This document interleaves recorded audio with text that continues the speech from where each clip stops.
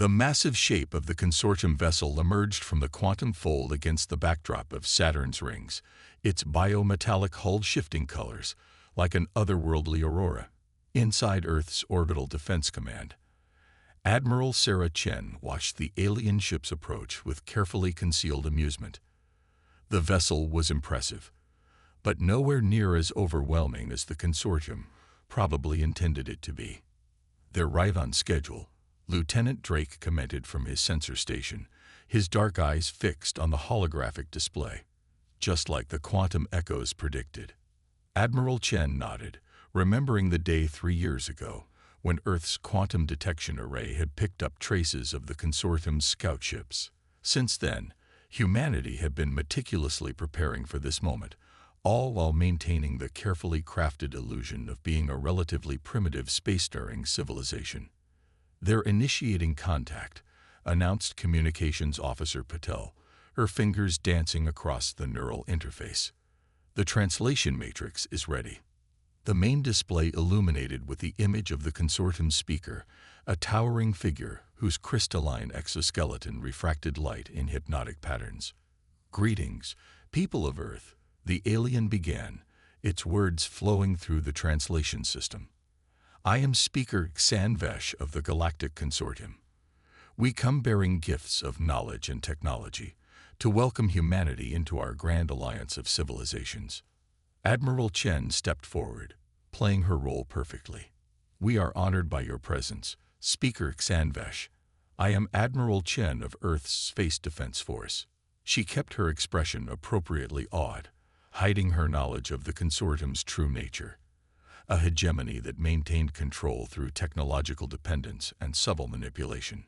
"Your species has shown remarkable progress," Xan Vesh continued, its crystalline features shifting in what might have been pride or contempt. "We have observed your first steps into space, your crude but effective propulsion systems, your emerging grasp of quantum mechanics. The consortium offers guidance to developing species such as yours, ensuring safe and proper technological development." Behind Admiral Chen, Lieutenant Drake suppressed a smile. Earth's crude propulsion systems were actually fifth-generation quantum drives, deliberately modified to appear less advanced. Their emerging grasp of quantum mechanics had already produced technologies that the consortium hadn't even theorized possible. "Your offer is most generous," Chen replied, maintaining the diplomatic facade. "However, we would need to understand more about this arrangement. Our people value their independence." A flicker of something, surprise, concern, crossed Xan Vesh's crystalline features. "Independence is admirable, but the galaxy is a dangerous place. Many young species have destroyed themselves without proper guidance. The consortium's protection is essential for survival." "Protection from what, exactly?" Chen asked, letting just a hint of steel enter her voice. "From yourselves, primarily," Xan Vesh stated, abandoning some of its diplomatic veneer. "Your species' development has been concerning. Your military installations, your resource consumption, your rapid technological advancement, all suggest potential instability." Chen's eyes narrowed slightly. There it was, the true purpose of this visit. The consortium hadn't come to welcome humanity. They'd come to assess the threat level and establish control before Earth could become a real competitor. "I see," Chen replied carefully. "And this protection, it would involve sharing your technology with us." "Of course," Xan Vesh's tone became smoother, more persuasive. "Our technology is centuries beyond your current capabilities. Imagine clean energy systems that could power your entire planet, medical advances that could eliminate disease, transportation networks that could span your solar system." What the speaker didn't mention was that all this technology would come with hidden dependencies, carefully engineered limitations, and backdoor controls. Earth's intelligence networks had documented this pattern across dozens of other protected species. "This is a significant offer," Chen said. "We would need time to consult with our world's leaders." "Of course," Xan Vesh agreed magnanimously. "We will remain in orbit to await your response. But do not delay too long. The galaxy moves quickly, and opportunities for advancement are fleeting. The threat beneath the diplomatic language was clear: accept our protection, or face the consequences. As the transmission ended, Admiral Chen's composed mask fell away, replaced by a grim smile. "Well," she said to her crew, "they're even more condescending than our intelligence suggested." "Orders, Admiral?" Lieutenant Drake asked, though he already knew the answer. "Implement Protocol Pandora," Chen commanded. "It's time to show the consortium exactly why humanity doesn't need their protection, but we'll do it our way on our timeline." She turned to Officer Patel. "Contact the defense grid. Tell them to maintain the camouflage protocols, but begin power-up sequences, and get me a secure line to the Solar Council. They'll want to know that the game has begun." As her crew carried out their orders, Chen watched the consortium vessel through the command center's quantum blast viewport. They thought they were the hunters, coming to evaluate and subdue another primitive species. They had no idea they were actually the catalyst that would reshape the power structure of the entire galaxy. Humanity had spent decades preparing for this moment, developing technologies in secret, building hidden defenses, and establishing covert alliances with other species who chafed under consortium control. Now, finally, the pieces were in place to break the consortium's grip on galactic civilization. The real question wasn't whether humanity would accept the consortium's protection.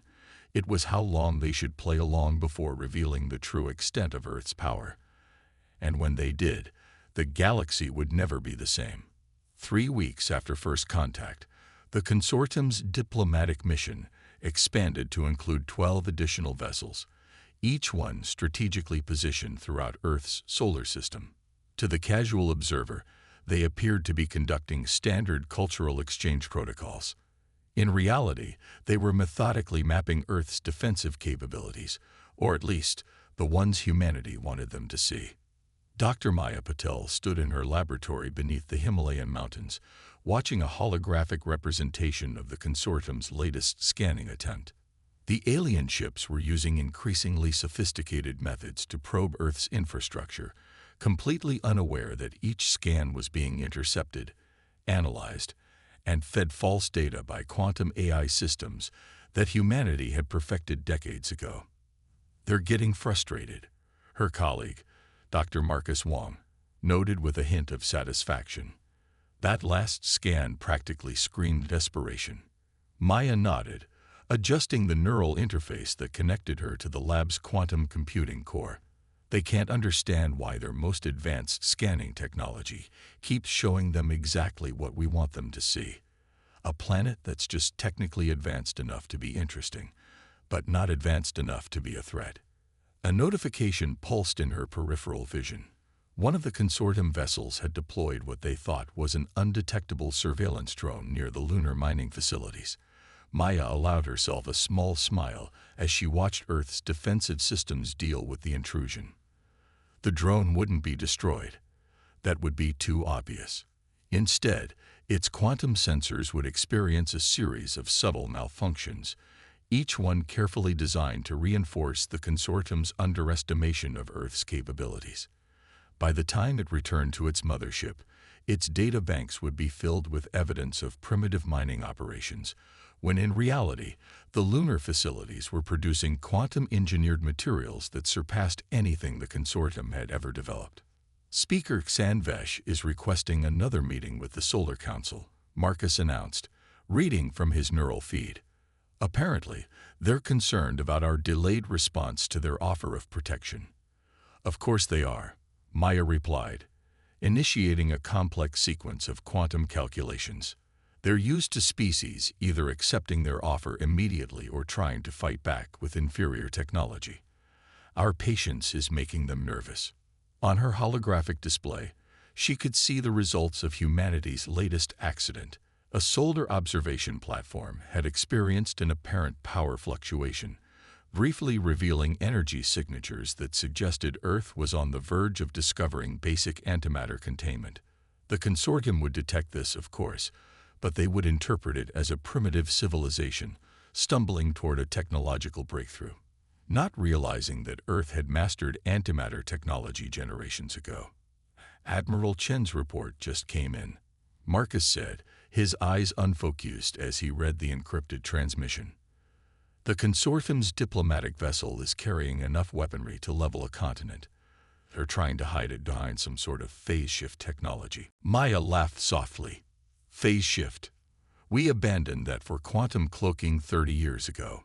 She pulled up another display, showing the network of satellites that maintained Earth's defensive grid. To the consortium, they appeared to be simple communication relays. In reality, each one contained enough firepower to disable a consortium capital ship.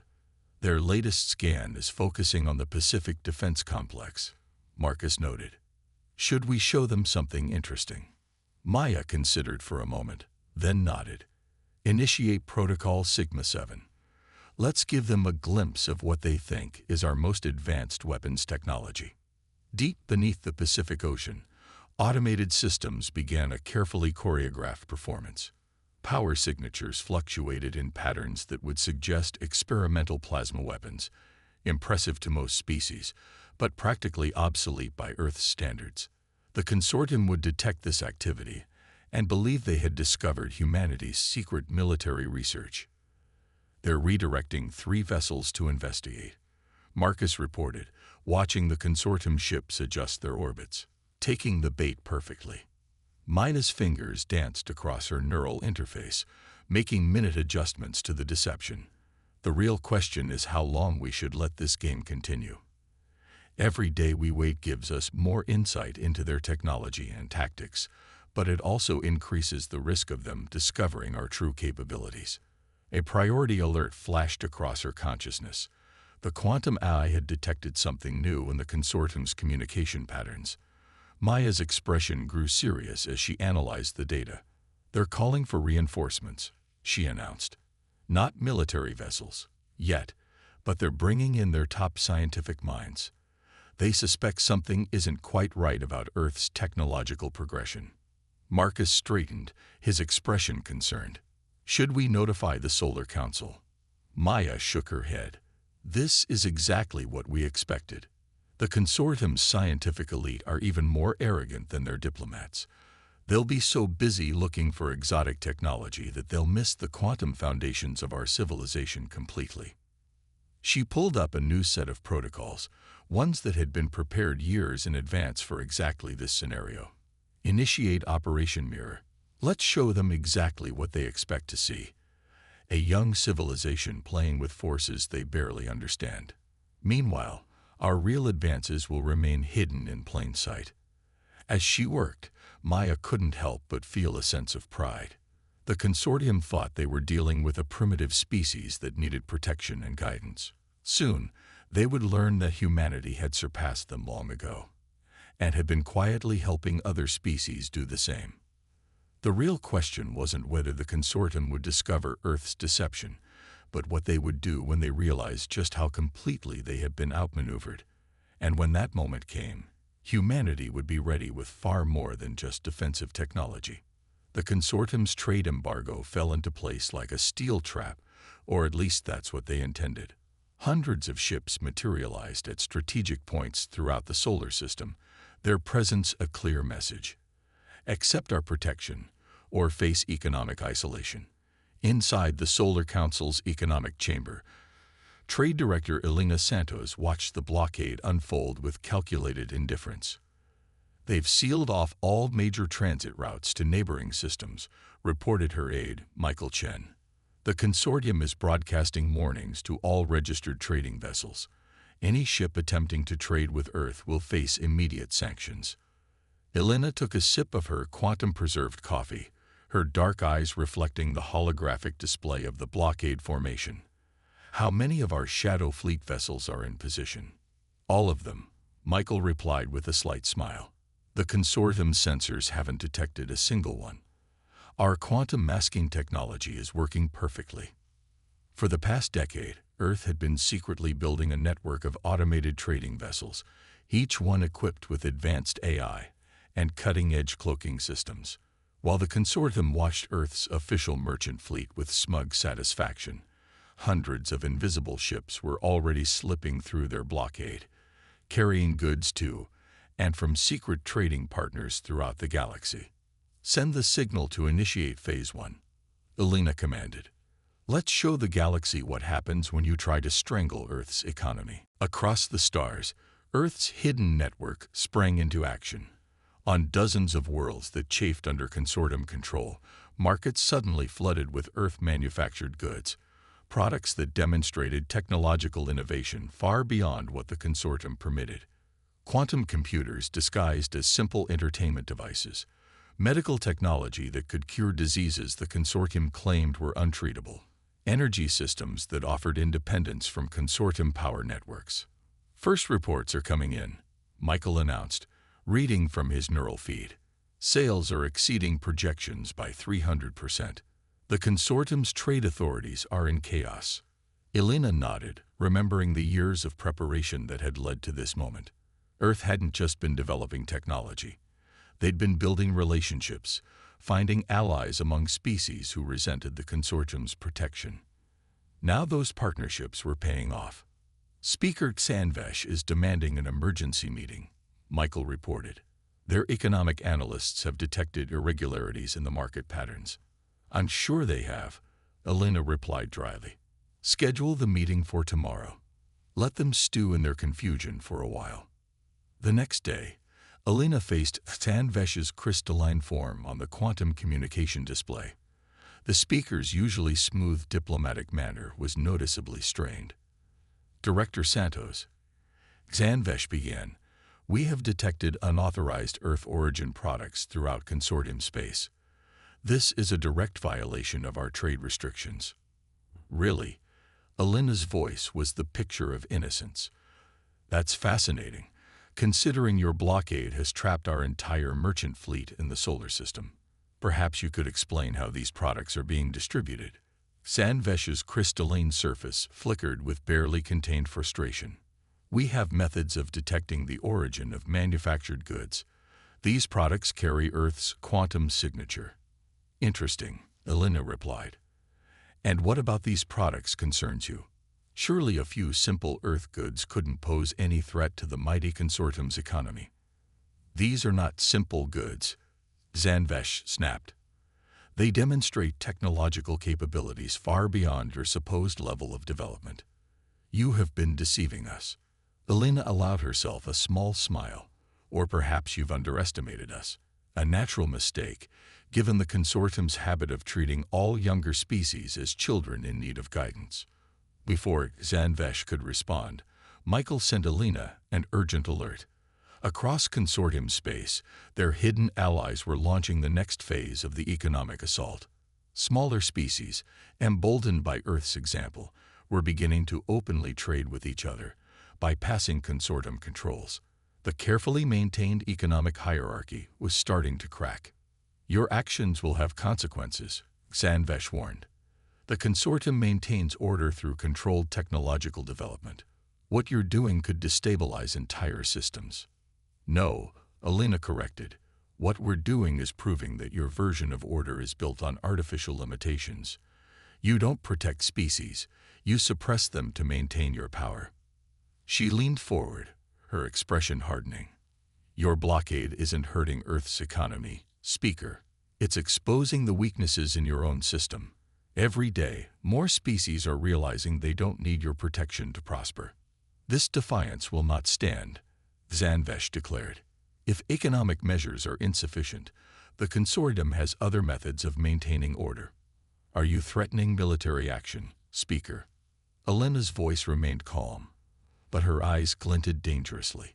"Because I should warn you, if you think our economic capabilities are surprising, you really don't want to see our defensive systems."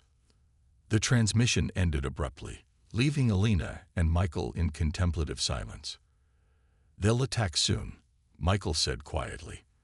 "The economic disruption is too significant for them to ignore." "I know," Elena replied, pulling up a secure channel to Admiral Chen's command center. "But that's exactly what we've been waiting for. The consortium built its power on two pillars: economic control and military superiority. We've just shattered the first pillar." She smiled as she watched reports of spreading economic rebellion across consortium space. Now it's time to show them that their military superiority is just as much of an illusion as their economic authority. Alert all defense grid commanders. Operation Shattered Crown is about to begin. The consortium war fleet emerged from quantum space like a metallic storm cloud, 10,000 ships strong. Their arrival cast strange shadows across Neptune's icy surface as they assembled into attack formation. In Earth's Orbital Defense Command, Admiral Sarah Chen watched the gathering armada with the calm certainty of someone who had rehearsed this moment countless times. They brought more ships than our simulations predicted, Lieutenant Drake observed, monitoring the quantum sensor array. This must be nearly half their total military strength. Good, Chen replied, her fingers dancing across the neural interface. That means they're taking us seriously, and it will make the lesson we're about to teach them even more effective. She opened a secure channel to all Earth defense stations. Initialize quantum shield matrix. Prepare to execute Operation Shattered Crown. Deep beneath every major city on Earth, hidden quantum reactors hummed to life. In orbit around every planet and major moon in the solar system, seemingly innocent satellites began transforming, their outer shells dissolving to reveal advanced weapon systems. But most importantly, in the vast space between Pluto and the Kuiper Belt, humanity's true fleet waited in quantum silence. The consortium's attack began exactly as Earth's strategic AI had predicted. A barrage of energy weapons fire lit up space, aimed at Earth's visible defensive installations. To the consortium's surprise, their attacks passed right through the targets. Holographic decoys performing perfectly, reported Defense Coordinator Raj Patel from his station. They're targeting our fake defense grid exactly as planned. Admiral Chen nodded, watching the consortium waste their initial assault on phantoms. Let them burn through their first wave of attacks.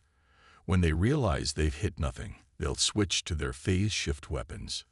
She was right. After 5 minutes of futile bombardment, the consortium fleet adjusted their strategy. Their ships began charging weapons that could theoretically bypass any known defensive shield. Phase shift weapons detected, Lieutenant Drake announced. They're targeting what they think is our actual defense grid. Perfect, Chen smiled. Deploy the quantum mirrors. Around Earth, invisible fields of quantum-engineered space came alive. As the consortium's phase shift weapons fired, their energy was caught in these fields, twisted through 11 dimensions of spacetime, and reflected back at their own fleet. The result was spectacular. 300 consortium ships found their own weapons fire emerging inside their hulls. They didn't explode. They simply ceased to exist, their matter converted to energy by their own weapons.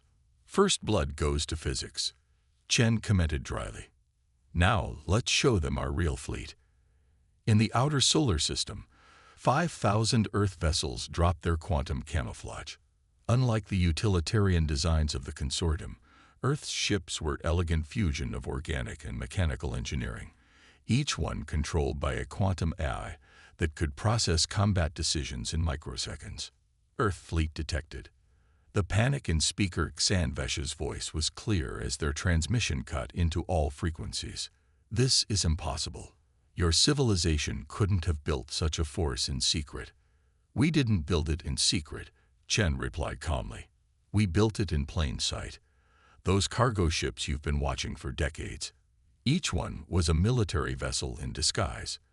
Those communication satellites, weapon platforms, even the quantum signature you used to track our trading goods was designed to mask our true capabilities. The consortium fleet began to regroup, trying to form a defensive position. But Earth's ships were already moving, their quantum drives allowing them to appear and disappear across the battlefield at will. Each Earth vessel could be in multiple locations simultaneously, thanks to quantum probability manipulation that the consortium had never even theorized possible. You don't understand what you're doing, Xanvesh warned. The consortium maintains peace through superior force. If you break this system, the galaxy will descend into chaos. No, Chen countered. The galaxy will be free to develop without your artificial restrictions. And we're not alone in wanting this change. As if on cue, new quantum signatures began appearing throughout the battlefield. Ships from dozens of species that the consortium had protected dropped their own camouflage, revealing that Earth had been sharing its advanced technology with trusted allies for years. Last chance, Speaker, Chen offered. Withdraw your fleet. End your policy of forced protection. Join us in creating a genuine galactic community based on cooperation rather than control. The consortium's response came in the form of a massive energy weapon discharge from their flagship. The beam headed straight for Earth, only to vanish into a quantum singularity that appeared in its path. I was afraid you'd choose this option, Chen sighed. All ships, execute combat pattern Omega.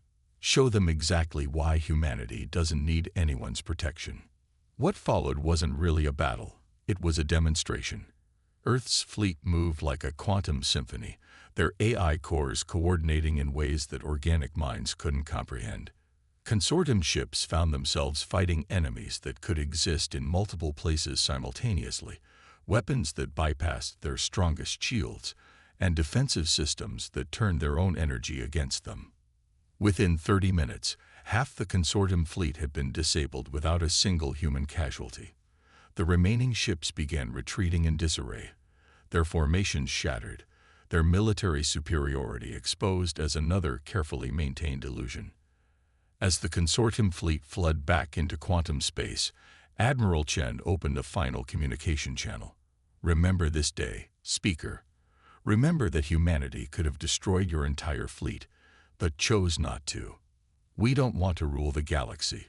We want to free it. Think about that during your long journey home.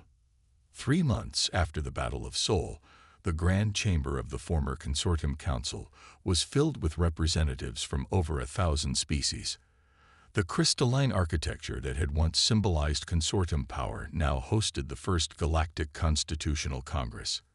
Dr. Maya Patel stood at the podium, looking out at faces both familiar and alien, former enemies and secret allies finally meeting in the open. The age of enforced protection is over, she declared, her voice carrying to every corner of the vast chamber. Today we begin the work of building something new, a true federation of equals, where every species is free to develop according to their own path. In the front row, Admiral Chen and Trade Director Santos sat alongside representatives from the species that had helped Earth shatter the consortium's power. The Arxens, whose quantum computation theories had helped humanity perfect their AI systems. The Volari, whose biological engineering had revolutionized Earth's spacecraft design. The Kerethi, whose underground resistance had maintained the secret trading networks. The consortium's fall wasn't just Earth's victory, Maya continued. It was the triumph of every species that dared to dream of independence, every world that kept its advances hidden, every civilization that chose cooperation over subjugation. On screens throughout the chamber, data streamed in from across the galaxy. Former consortium worlds were experiencing unprecedented growth as artificial restrictions on their development were lifted. Technologies that Earth had secretly shared were transforming societies that had been kept deliberately dependent. But with freedom comes responsibility. Maya's tone grew serious. The consortium was wrong to force their protection on others, but they weren't wrong about the dangers of unrestricted technological development. That's why Earth proposes a new model, the Galactic Scientific Commons. Holographic displays illuminated, showing the structure of the proposed system. Unlike the consortium's forced technology transfers and hidden backdoors, the Commons would be an open exchange of knowledge, with each species free to contribute and benefit as they chose. From his position among the consortium's former leadership, Speaker Xanvesh watched with a mixture of amazement and resignation. "You had this planned from the beginning," he said, his crystalline form reflecting the chamber's lights. "Not just the military victory, the entire restructuring of galactic society." "We did," Admiral Chen confirmed. "Earth's strategy was never about replacing the consortium's control with our own. It was about creating a system where control itself becomes unnecessary.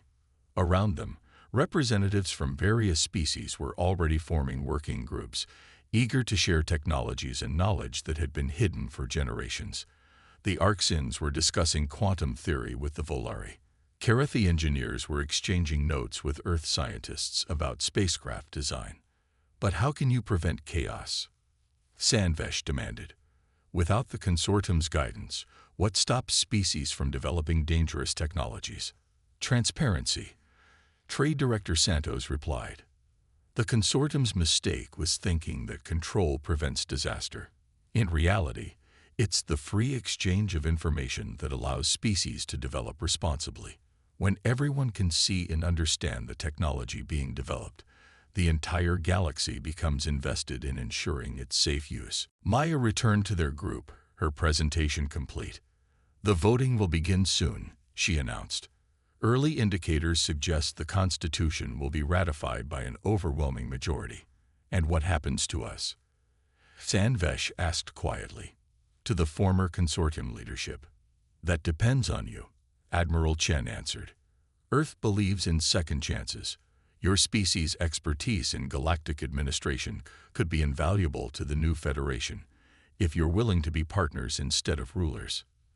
As if to emphasize her point, a commotion arose from one of the working groups. A team of consortium engineers was enthusiastically discussing their previously secret research with scientists from 3 other species. Without the burden of maintaining superiority, they were free to engage in genuine collaboration. It's already happening, Maya observed. The walls between species are coming down. Technology that was used to control is being transformed into tools for cooperation. The chamber's quantum sensors registered ships arriving in orbit. Diplomatic vessels from species at the edge of known space, drawn by news of the consortium's fall and the promise of a new galactic order. Among them were civilizations that had hidden from consortium influence for centuries, now emerging to join the galactic community.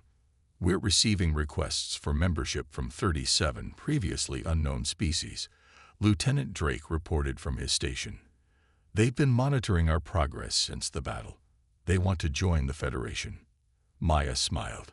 Send them all the same message. Welcome to a free galaxy. As the voting began, Admiral Chen stood at a viewport, watching the ships in orbit. Earth vessels flew alongside former consortium cruisers, their quantum drives harmonizing in ways that would have been impossible months ago. The sight reminded her of something she'd said during the battle. We didn't want to rule the galaxy. We wanted to free it. And now that it's free, the real work begins. Around her, the new Galactic Federation was taking its first steps. It wouldn't be perfect, and there would be challenges ahead. But for the first time in millennia, species throughout the galaxy were charting their own course, free from artificial constraints and forced protection. Humanity had done more than prove their technological superiority. They had shown the galaxy a better way forward, not through control and subjugation, but through cooperation, innovation, and the shared dream of a truly united galactic civilization.